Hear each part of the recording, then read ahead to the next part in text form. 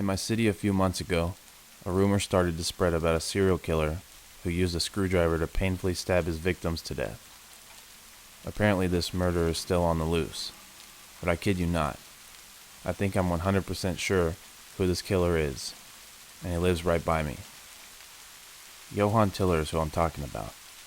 He's my neighbor, an old man who's probably in his 60s by now. But you'd be astonished at how strong he still is. He works as a repairman. Guess what repairmen use? Screwdrivers. He looks rugged and like he's seen every atrocity on earth. He doesn't have a wife or kids. He's always silent. You'll always see him working on some hard labor without fail. No one in the neighborhood talks to him. We all avoid him. I'm pretty sure he has a criminal record as well. You get what I'm trying to say. This guy's presence doesn't sit right with me. But how am I going to tell the police? I decided that tomorrow I'll muster up the courage and do it. But now I must sleep. So I went to bed, comfortably snuggled up in it, and rolled around in all its coziness. Then my comfort was instantly struck down as I looked out the window. Mr. Tiller, sitting on a bench and facing my house. I let out an audible yelp as his eyes locked with mine from all the way where he was sitting. I thought he was about to stand up and run at my house at full speed at any moment, but he just kept staring. Then, from the corner of my eye, I saw a man walking on that same sidewalk. Then he pulled out a screwdriver from his pocket, blew 5 holes in Mr. Tiller's chest without hesitation, and proceeded to drag him towards the park. Mr. Tiller's blood flew in fountains as he was being dragged into the darkness. I wish I was not an idiot.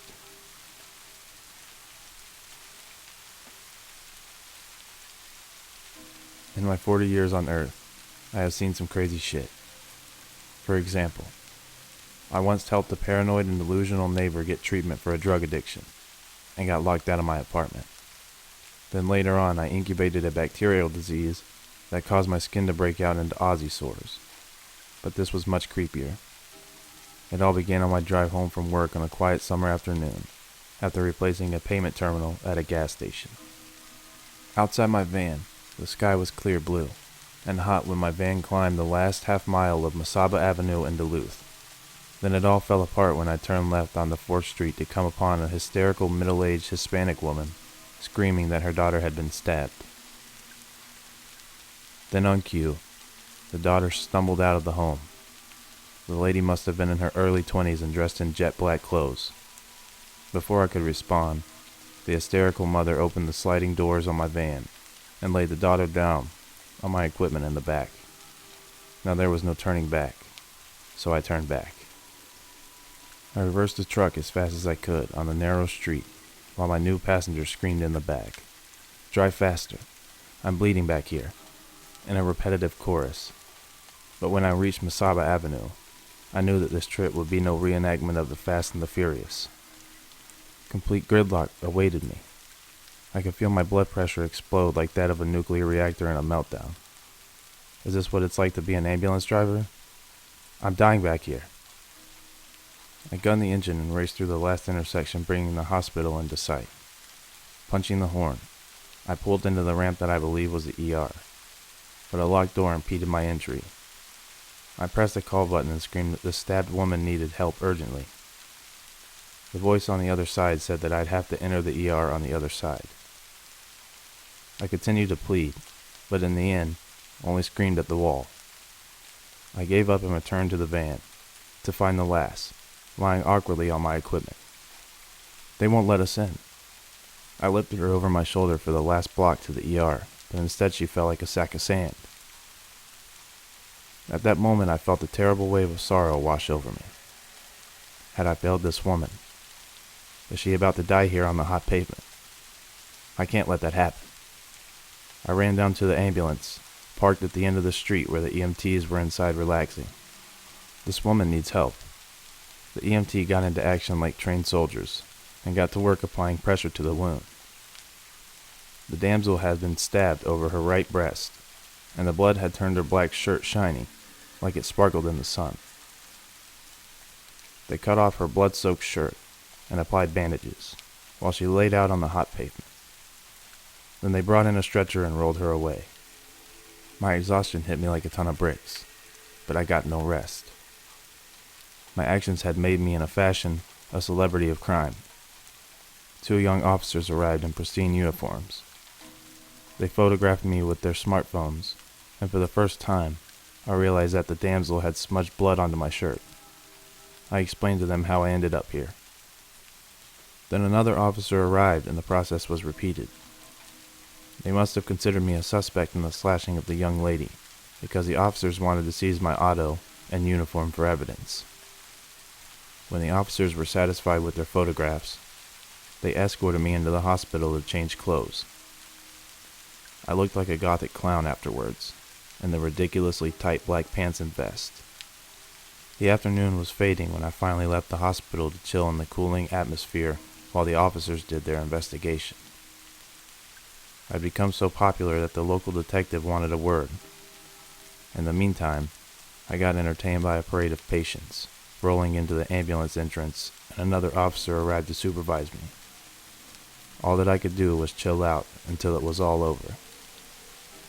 An hour later, the detective arrived in a van marked crime scene investigation. It was a balding middle-aged man that couldn't hide his exhaustion.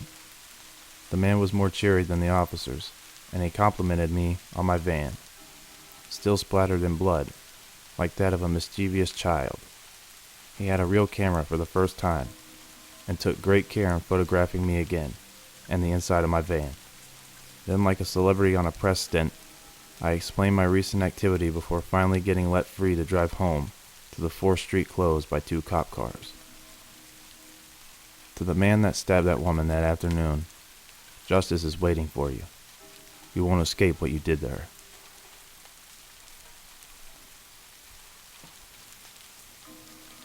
I'm sharing a very real and tragic story that happened to an old friend of mine about a month ago.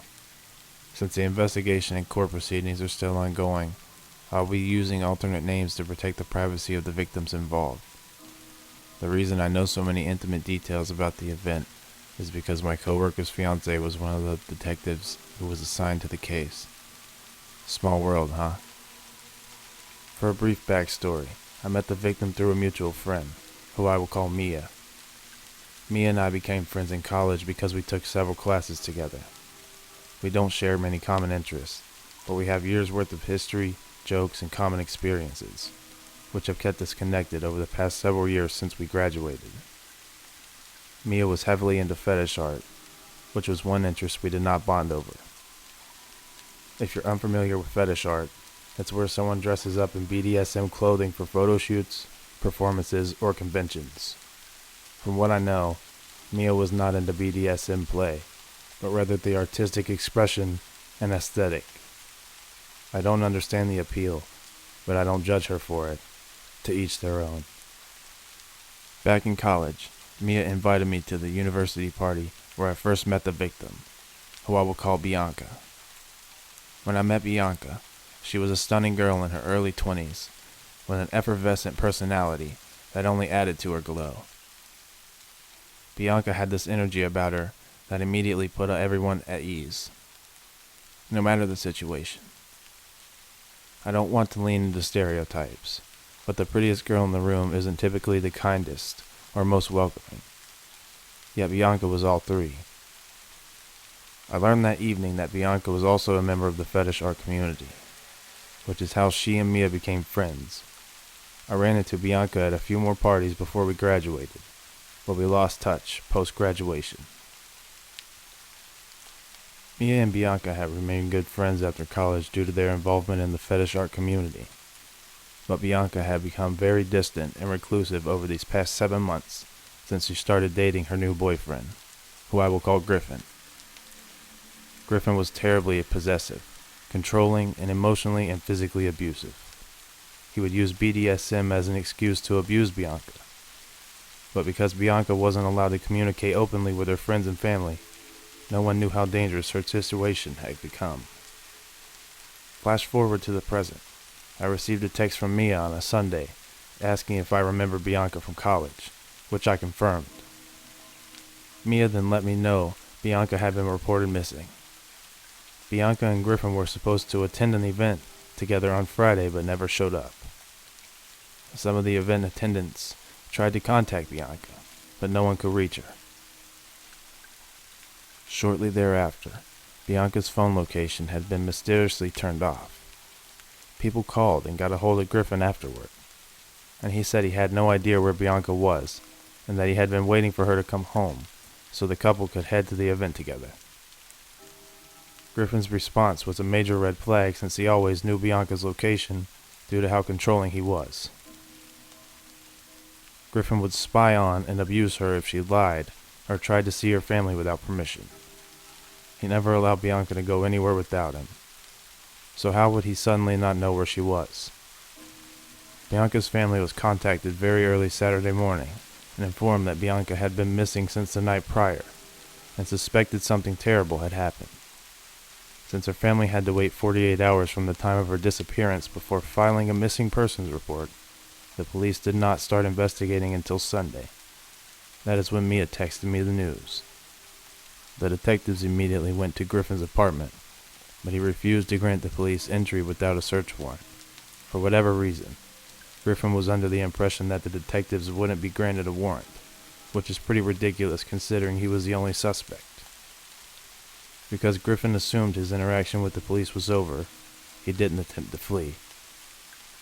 Contrary to his assumption, the detectives easily got a warrant, returned to the apartment, and found Griffin naked in the kitchen, wearing yellow rubber gloves and laying down a black tarp on the floor. Surrounding him were several tools, such as a bone saw, Lysol wipes, goggles, industrial tape, and vacuum-sealed plastic bags. Also in the kitchen, the detectives found a blood-soaked duffel bag that smelled like, and I quote, the most vile, pungent mix of feces, decaying fish, sulfur, and sweat. The detectives immediately arrested Griffin for attempting to conceal the murder of another person, which later became a charge of first-degree murder. As I'm sure you've guessed, Bianca's body was inside the bag, alongside a bloody ballistic knife, which Griffin purchased illegally. Bianca's head was decapitated, and her body was covered in various cuts, with shattered ribs and a broken trachea. If you're wondering why Griffin kept a dead body in his apartment for 3 days, I'll let you connect those disgusting dots on your own. Apparently, Bianca and Griffin had been engaging in BDSM play, and Griffin indulged in his deepest and darkest fantasies. Sadly, Bianca was on the receiving end of his evil. After Griffin's arrest, all of Bianca's friends and family discovered that Griffin was a registered sex offender and had already been incarcerated 8 times for sexual assault, drug and weapons charge, and aggravated assault in the span of 9 years. I look forward to knowing Griffin will spend the rest of his life behind bars when he gets convicted of his senseless and lustful crimes.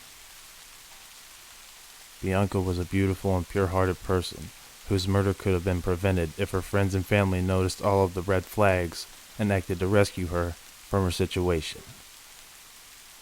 I will close my story with a simple call to action. First, please pay attention to the behavior of your loved ones. Sometimes people can't vocalize their desperate need for help, but there may be behavioral clues instead. Secondly, please always remember to do a simple Google search or background check of your future partners, because going in too deep to back out. If Bianca had simply looked up Griffin's name and history, she might have avoided such a gruesome and untimely death. I'm thankful that Bianca's beautiful light shined in my life, even though the duration was brief. I hope her family and friends find the peace and justice that they deserve. Rest in peace, Bianca.